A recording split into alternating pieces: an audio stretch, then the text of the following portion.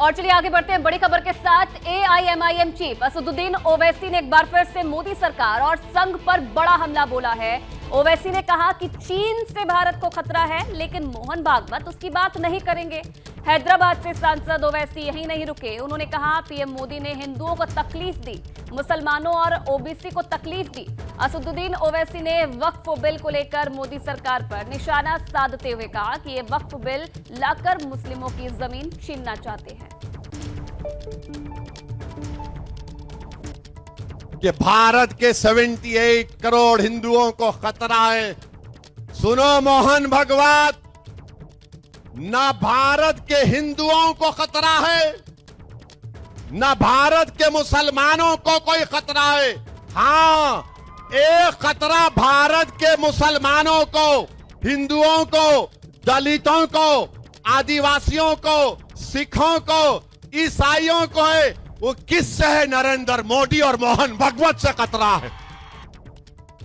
मोहन भागवत अपने हिंदुओं से कह रहे हैं कि अगर तुमको मुत्तहिद होंगे तो जबान और कास्ट को खत्म करना पड़ेगा।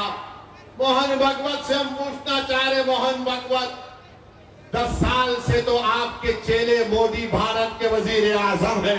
10 साल के वजीर आजम के दौर में बताओ मोहन भागवत, हिंदुओं को खतरा पैदा हुआ है?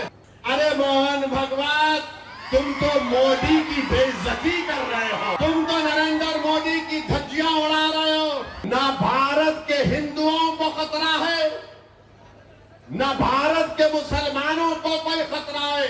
हाँ, एक खतरा भारत के मुसलमानों को, हिंदुओं को, दलितों को, आदिवासियों को, सिखों को, ईसाइयों को है।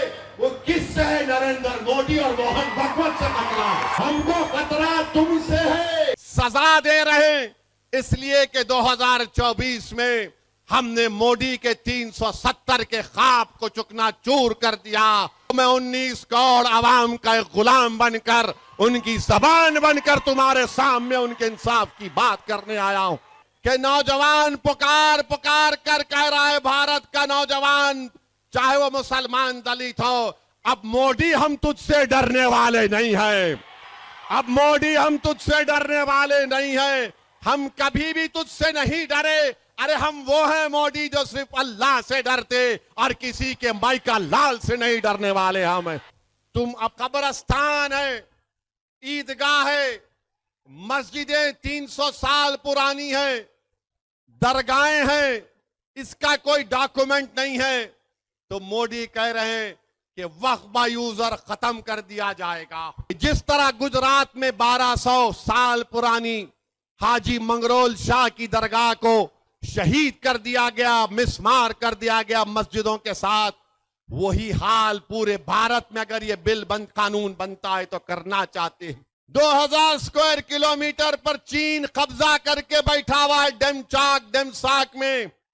मोहन भागवत उसकी बात नहीं करेंगे। चीन पूरे भारत के अतराफ के ममालिक में बैठा हुआ है, मोहन भागवत नहीं बोलेंगे। मेरे भाई, मोदी ने हिंदुओं को तकलीफ दी, मोदी ने मुसलमानों को तकलीफ दी। अरे मोदी, नौकरी दो, चीन को भगाओ, इकोनॉमी को रिवाइव करो। मेरे अजीज दोस्तों और बुजुर्गों, ये एक मजाक मोहन भागवत भारत की 130 करोड़ जनता से कर रहे हैं।